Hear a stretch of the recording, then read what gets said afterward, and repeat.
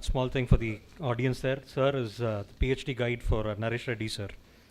Now we have the most awaited speaker, Chairman Deloitte India, CA P.R. Ramesh, sir, to deliver the keynote address. Professor Ramchandran, Vice Chancellor of the Osmania University, Professor Satyanarayana, Head Department of Commerce, very eminent dignitaries present here, some good friends, Durga Prasad, former President ICWAI, or Institute of Cost and Management Accountants, perhaps that's more appropriate. My apologies. I'm a little outdated. Students, ladies and gentlemen, I'm truly again honored to be back in Osmania University and speaking at a program, and thank you very much for inviting me for this. I must also compliment the university for choosing this topic, fraudulent financial practices in Indian capital markets, issues and concerns. Why do I say this is so important? Fundamentally, capital markets are the lifeblood of the commercial world and the economy. Without vibrant capital markets, there is no money flow. And when there is no money flow, there is no commerce. The Prime Minister goes across the world and says, come and invest, come make in India, come serve from India, invest in India. Why would anyone do that if you did not have assurance that your money will be safe and not subject to erosion on account of some fraudulent practices? You would invest in an environment which is free of fraud. At the same time, it is also true that capital markets across the world are grappling with this issue of fraud in the financial markets there. Financial frauds, non-financial frauds, whole host of things. There's also a view that the global financial crisis is because of fraud. And the whole world is still feeling the effects of the global financial crisis and is yet to recover from the global financial crisis.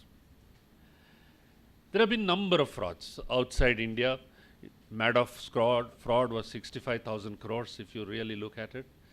You've had listed in this program, I know you're discussing Enron also as one of the issues.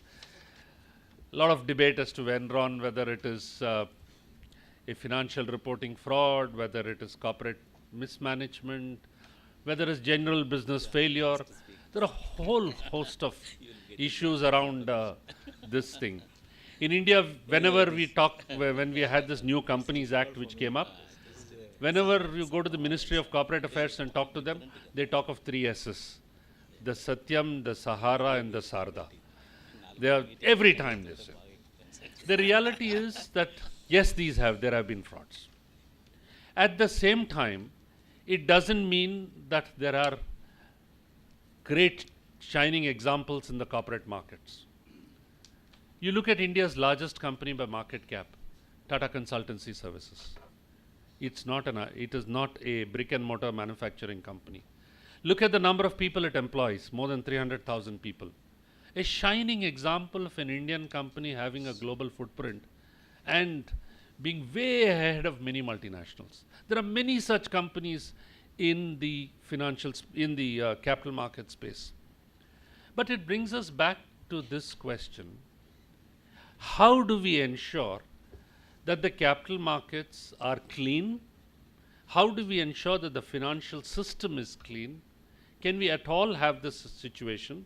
Or is it absolutely utopian to expect that there will be a clean financial system? And it is true that more and more regulations have come up as a result of more and more frauds which have happened across the world. There have been a number of measures, and as rightly explained, new institutions have cropped up because of frauds. Serious Frauds Investigating Office, the very name itself means that there has to be a fraud. Right? Now, it is equally possible if you don't have frauds at all, there will be no work for SFIO. And they will start investigating areas where there is no fraud and cause perhaps disruption in some way. But the fact of the matter is we need to ask ourselves, why do frauds happen? Frauds definitely happen because of inherent greed. Can you eliminate greed from the corporate world across the world? The answer is no. Can you legislate against greed? Also the answer is no. So the first reason why frauds can happen is greed. And greed can vary in degree.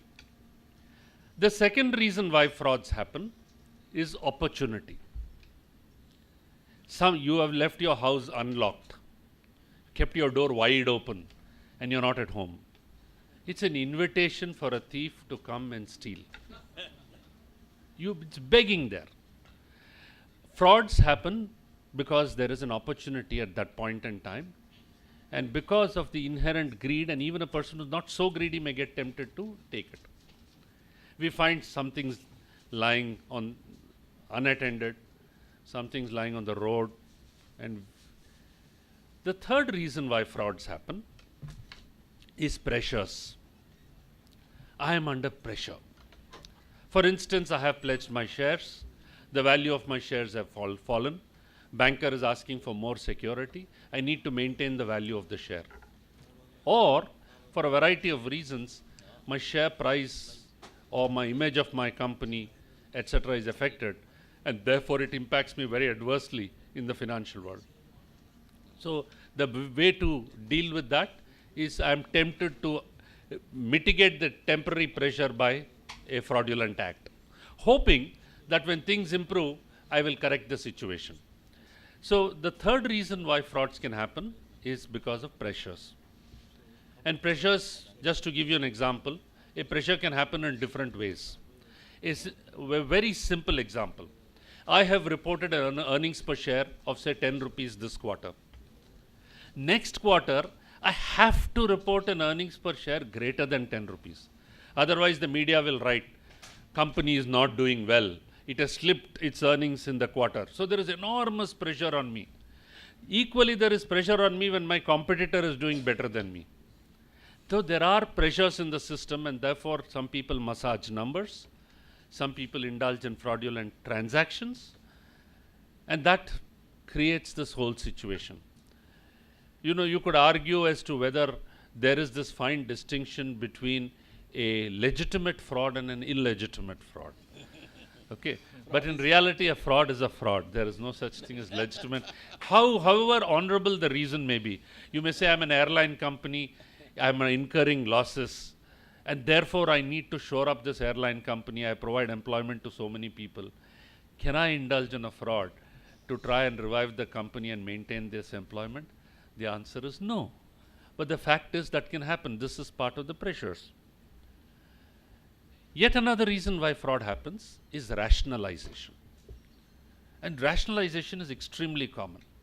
Rationalization, let me give you examples. Everybody is stealing, so why not me? Isn't it? You then suddenly, otherwise you are fraudulent because you are not stealing. Equally, it happens is to teach a lesson when you say rationalizing. He doesn't pay me well. Right? Some people accuse the police for that. They say they're not paid well and therefore they are corrupt. Because they're not, if you don't pay me well, I need to put my hands into the till and take the money. So rationalization is yet another which happens. Then there is one more reason why fraud happens is chaos. Chaos is central to fraud, to perpetrating a fraud and to covering a fraud. When there is complete chaos, and we have had numerous instances, and I've seen cases where a bank suddenly has caught fire. There's an office of the bank, there is a fire. You can bet that fire is to cover up a fraud because the books are then no longer available to investigate a fraud. And I remember one manufacturing company where fraud happened, cover up of a fraud happened. Overnight, the diesel tank tap was left open. There was a hue and cry, who has left this tap open, this, that, negligence, whole host of things. There was a very smart internal auditor who said, no, it's not negligence. He started doing the